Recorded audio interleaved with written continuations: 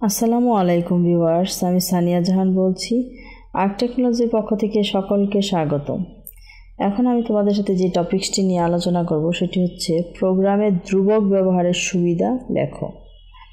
প্রোগ্রামে যে আমরা ধ্রুবকগুলো ব্যবহার করি তার কিছু না কিছু সুবিধা তো অবশ্যই আছে, আবার কিছু অসুবিধাও কিন্তু আছে। প্রোগ্রামে ধ্রুবক ব্যবহারের সুবিধা কি দেখো। মান পরিবর্তন হয় না, একবার মান নির্ধারণ করলে সেটি পরিবর্তন করা যায় না, যা ভুল সংশোধনে সহায়তা করে। প্রোগ্রামে পঠন যোগ্যতা বা পাঠযোগ্যতা বৃদ্ধি। ধ্রুবক ব্যবহারে প্রোগ্রাম সহজে বোঝা যায়, যেমন constant float PI equal to 3.1416।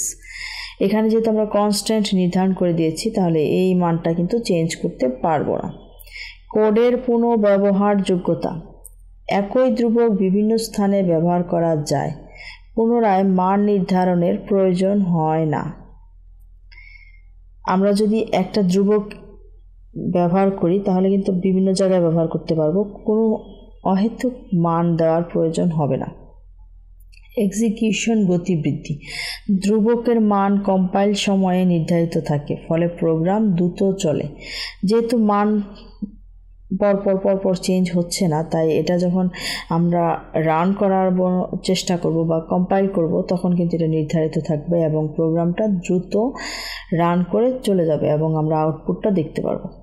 Debugging সহজ হয়। যেহেতু ধ্রুবকের মান অপরিবর্তনীয়, তাই ভুল শনাক্ত করা সহজ হয়।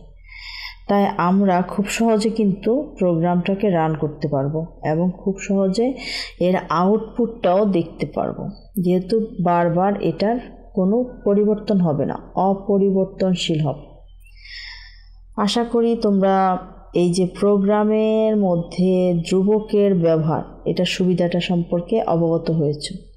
আমাদের চ্যানেলটি যদি তোমাদের ভালো লেগে থাকে অবশ্যই লাইক, কমেন্ট, সাবস্ক্রাইব করে আমাদের সাথেই থাকবে। ধন্যবাদ সবাইকে।